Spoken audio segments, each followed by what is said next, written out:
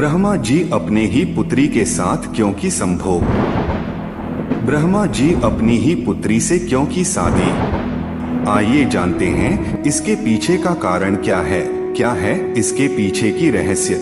आज से कुछ साल पहले एक पोस्ट अलग अलग सोशल मीडिया प्लेटफॉर्मों पर वायरल हुई थी, जिसमें बताया गया था कि ब्रह्मा जी ने अपनी ही बेटी सरस्वती से शादी की थी। आज के वीडियो में हम आपको ब्रह्मा और सरस्वती की कहानी सुनाने जा रहे हैं, जिससे आप यह समझ पाएंगे कि इस कथन में कितनी सच्चाई है और ब्रह्मा और सरस्वती के बीच क्या संबंध है। इससे पहले आपको बता दें कि ब्रह्मा और सरस्वती की कहानी उस समय शुरू होती है जब सृष्टि की रचना हो रही थी, जैसा कि हिंदू ग्रंथों में वर्णित है। सृष्टि के रचना के लिए ब्रह्मा जी को माना जाता है और इस ब्रह्मांड के पालनकर्ता के रूप में हम भगवान विष्णु को जानते हैं। साथ ही भगवान शंकर को सृष्टि के संघारक के रूप में जानते हैं। तो मित्रों, आज हम इस वीडियो में इन 6 पॉइंटों पर चर्चा करने वाले हैं। पहला पॉइंट, आखिर क्यों ब्रह्मा जी ने अपनी पुत्री से विवाह किया। दूसरा पॉइंट, ब्रह्मा और सरस्वती का संबंध क्या है। तीसरा पॉइंट, सरस्वती ने ब्रह्मा को श्राप क्यों दिया। चौथा पॉइंट, सरस्वती पत्नी है या ब्रह्मा की बेटी। पांचवा पॉइंट, ब्रह्मा जी की पूजा क्यों नहीं होती है। छठा पॉइंट, ब्रह्मा जी की कितनी शादी हुई। इन सारे सवालों का जवाब मिलेगा इस वीडियो में। तो नमस्कार मित्रों, आप देख रहे हैं हमारे चैनल ज्ञान बाय आनंद। तो मित्रों, यदि यह वीडियो पसंद आए तो हमारे चैनल को सब्सक्राइब करना ना भूले। तो चलिए ज्यादा देर ना करते हुए आज का यह वीडियो शुरू करते हैं। एक वायरल पोस्ट में यह बताया जा रहा है कि भगवान ब्रह्मा ने सरस्वती से विवाह किया था, जो उनकी बेटी थी, इसलिए भगवान ब्रह्मा की पूजा नहीं होती है। यह कहानी सुनने में थोड़ी अजीब लग सकती है, लेकिन इसके पीछे एक गहरा संदेश है। सरस्वती पुराण में भगवान ब्रह्मा के विवाह का वर्णन है, जिसमें उनकी पत्नी के रूप में सरस्वती का उल्लेख है। भगवान ब्रह्मा ने सृष्टि का निर्माण करते समय उन्होंने सोचा कि इस सृष्टि को चलाने के लिए ज्ञान की आवश्यकता है।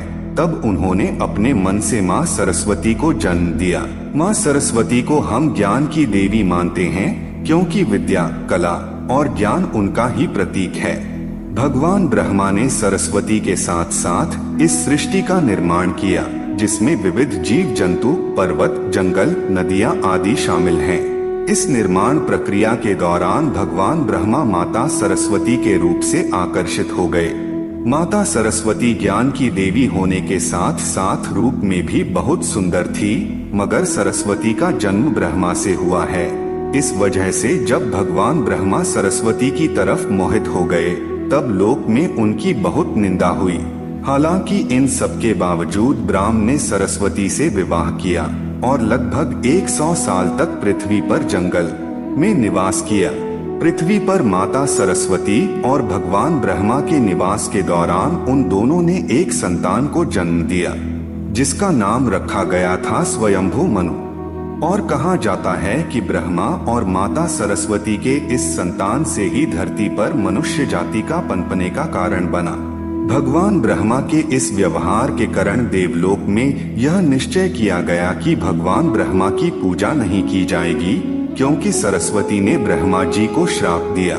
हिंदू धर्म की कथाओं की माने तो अपनी ही बेटी से शादी करने के कारण भगवान ब्रह्मा की सभी देवताओं ने बहुत आलोचना की और ब्रह्मा को उनके किए की सजा देने के लिए सभी देवता मिलकर भगवान शिव के पास गए और ब्रह्मा को सजा देने के लिए कहा। भगवान शिव सभी देवताओं की बात सुनकर बहुत क्रोधित हुए, इसलिए भगवान शिव ने ब्रह्मा के 5वें सर को उनके धड़ से अलग कर दिया। दूसरी कथा की माने तो भगवान ब्रह्मा का 5वां सर, जिसे उन्होंने अपने सृष्टि के दिन रात का प्रबंधन के लिए निर्मित किया था, लेकिन अनचाहे घटनाक्रम और हमेशा बुरी बातों से भरा रहता था। उस सर की उपस्थिति से ब्रह्मा की सृष्टि में हमेशा अव्यवस्था और असंतुलन का समस्या उत्पन्न हो रहा था। इस चिंता को देखते हुए भगवान शिव ने उनके 5वें सर को अंत करना ही उचित समझा। तीसरी कथा की माने तो भगवान ब्रह्मा की दूसरा शादी करने से देवी सरस्वती बहुत क्रोधित हुई और भगवान ब्रह्मा को श्राप दिया कि आपकी इस पृथ्वी पर कहीं भी पूजा नहीं होगी, सिवाय राजस्थान के पुष्कर और तमिलनाडु को छोड़कर, और कहीं भी आपका मंदिर नहीं होगा। ब्रह्मा और सरस्वती का संबंध क्या है? ब्रह्मा और सरस्वती दोनों ही हिंदू धर्म में बहुत ही महत्वपूर्ण देवी देवता के पात्र हैं। इसे जुड़ी किसी भी जानकारी पर भरोसा करने से पहले आपको वेद पुराण पढ़ना चाहिए। सबसे पहले आपको बता दें कि हिंदू धर्म में दी गई सारी जानकारी वेद में है। हिंदू धर्म वेद से शुरू होता है। इसके साथ ही वेद में इस तरह की किसी भी देवी देवता का वर्णन नहीं है। हम जितने भी देवी देवताओं के बारे में जानते हैं उन्हें केवल पुराणों में लिखा गया है। अब आपको यह भी समझना होगा कि ब्रह्मा और सरस्वती के संबंध को लेकर जो जानकारी दी जाती है उसमें कहा जाता है कि इस जानकारी को सरस्वती पुराण से लिया गया है, मगर सरस्वती पुराण नाम का कोई भी पुराण हिंदू धर्म में मौजूद ही नहीं है। तो मुझे लगता है कि यह सब बनी बनाई बातें हैं। तो चलिए आगे बढ़ते हैं हिंदू धर्म की और। हिंदू धर्म में वेद और 18 पुराण की बातें कही गई है। इन पुराणों में सरस्वती नामक कोई पुराण मौजूद ही नहीं है। कुछ बड़े पुराणों को उपपुराण में विभाजित भी किया गया है, मगर यह पुराण में भी सरस्वती पुराण नाम की किसी भी पुराण का जिक्र तक नहीं है। कुछ जगह पर मत्स्य पुराण की बात भी कही जाती है, मगर इस पुराण में भी आपको सरस्वती और ब्रह्मा के विवाह जैसी कोई जानकारी नहीं मिलेगी। ऐसे में सवाल यह उठाता है कि ब्रह्मा और सरस्वती के बीच आखिर कौन सा संबंध है और क्या सच्चाई है। इसके लिए आपको समझना होगा कि ब्रह्मा ने सृष्टि का निर्माण किया, अर्थात जब भगवान ब्रह्मा इस सृष्टि का निर्माण करने बैठे तब विष्णु और महेश के अलावा कुछ भी इस दुनिया में मौजूद नहीं था। ऐसे में अगर उन्हें इस सृष्टि को आगे चलाने के लिए किसी भी पुरुष और स्त्री की आवश्यकता होगी तो उन्हें अपने मन से उसकी रचना करनी होगी। इसी वजह से भगवान ब्रह्मा ने माता सरस्वती का जन्म अपने मन से किया और पृथ्वी को आगे संचालित करने के लिए धरती पर माता सरस्वती, नारद, मनु, जामवंत आदि को भेजे। भगवान ब्रह्मा ने पृथ्वी पर ज्ञान के संतुलन को बनाए रखने के लिए उन्होंने माता सरस्वती को अपने साथ रखा और साथ रहने वाली स्त्री को पत्नी का दर्ज दे दिया गया। अब हम जानेंगे कि ब्रह्मा सरस्वती की पत्नी है या बेटी। अगर ब्रह्मांड में उपस्थित हर वस्तु की रचना भगवान ब्रह्मा की है तो माता सरस्वती ब्रह्मा की बीवी हो या पत्नी, दोनों की ही रचना भगवान ब्रह्मा के ही द्वारा संभव थी। भगवान ब्रह्मा को अगर किसी के साथ विवाह करना था तो इसके लिए भी उन्हें किसी का निर्माण अपने मन से करना पड़ता और उनके मन से उत्पन्न होने के कारण उनका रिश्ता बेटी की तरह भी लगाया जाता है।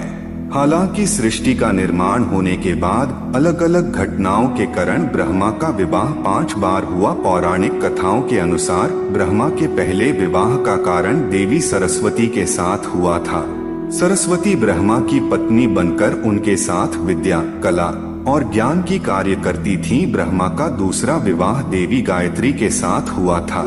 गायत्री ने ब्रह्मा को ब्रह्मांड के विस्तार की दिशा में मार्गदर्शन किया। तीसरे विवाह में ब्रह्मा ने देवी सवित्री के साथ विवाह किया। सवित्री ने ब्रह्मा को सृष्टि के नियमों और कानूनों का पालन करने का संदेश दिया। चौथे विवाह में ब्रह्मा ने देवी विश्वेश्वरी के साथ विवाह किया, जिन्होंने उन्हें प्राकृतिक प्रकृति के प्रति समर्पित रहने का आशीर्वाद दिया।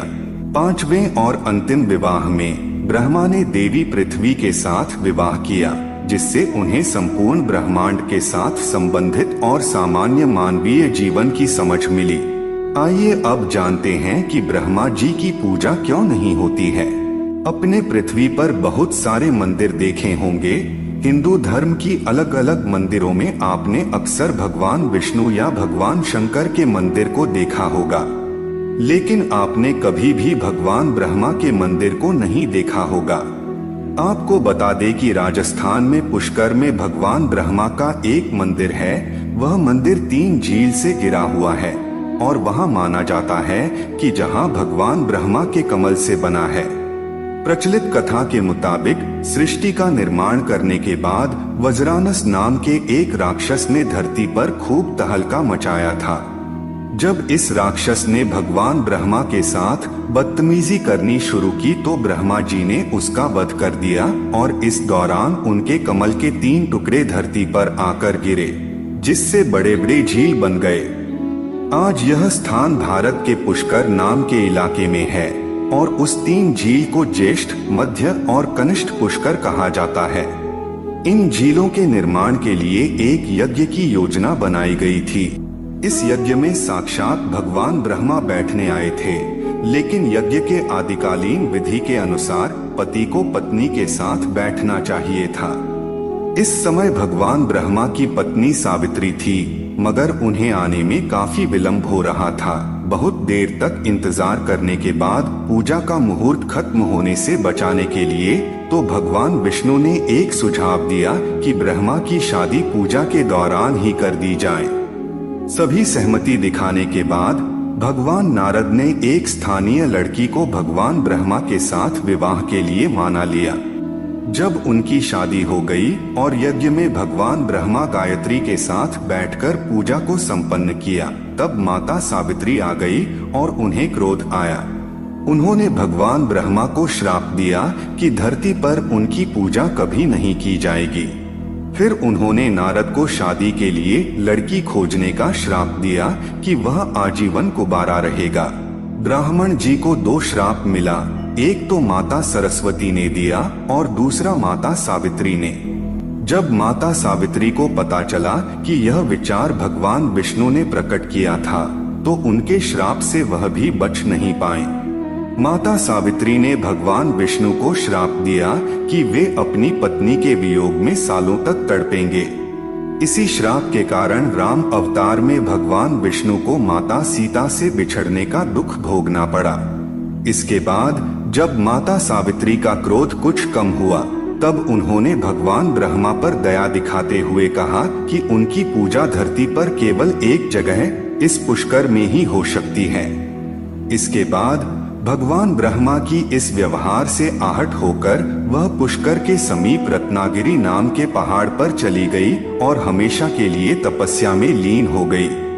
आज भी रत्नागिरी पहाड़ पर माता सावित्री का मंदिर और उसके ठीक 3 झीलों के बीच पुष्कर का ब्रह्मा मंदिर मौजूद है। इतिहासकारों के मुताबिक आचार्य शंकराचार्य ने सन 711 में यहाँ भगवान ब्रह्मा की मूर्ति की स्थापना की गई थी। तो मित्रों, मैं आशा करता हूँ कि अब आपको इस वीडियो के माध्यम से सब कुछ अच्छे से समझ में आ गया होगा।